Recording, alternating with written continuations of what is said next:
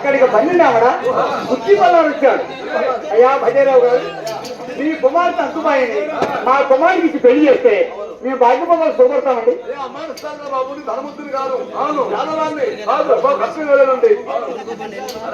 అలా పైసొద్దయ్యా, మీ కూతురు మాకు ఎవరినే కట్టివన్నారు. అయ్యా చూడండి మా ప్రభు, 7 గుచ్చి పెళ్లి చేశారు, 2 గుచ్చి పెళ్లి చేశారు, 3 నాడు 4 రోజు 5 రోజు పెళ్లి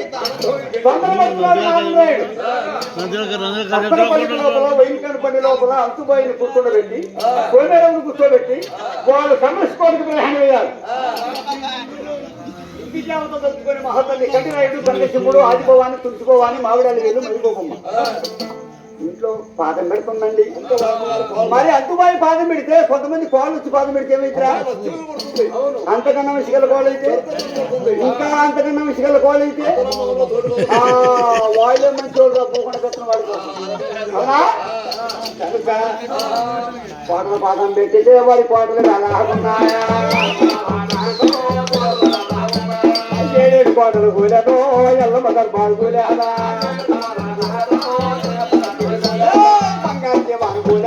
కరగచ్చగా తిరుగులేదా, పాటలు జాటలు కూలరా, ఔరంగలీసులు కూలరా, పుల్లు గొప్పరాలు కూలరా, ఫలాను బయట తమ్ముడా దేవ ఫలాను నాయన నాయనో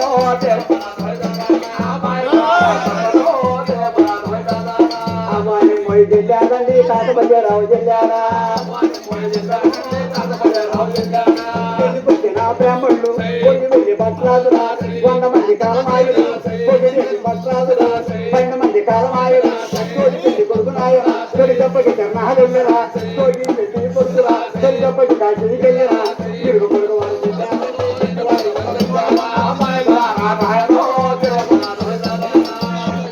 సైనికులు మంది మార్పాలు చిత్తుల ద్వారా నైన్ పారా అశ్వన్ పారా హుస్సేన్ పారా మాటలు పాటి వాళ్ళు మరణమైపోయారు.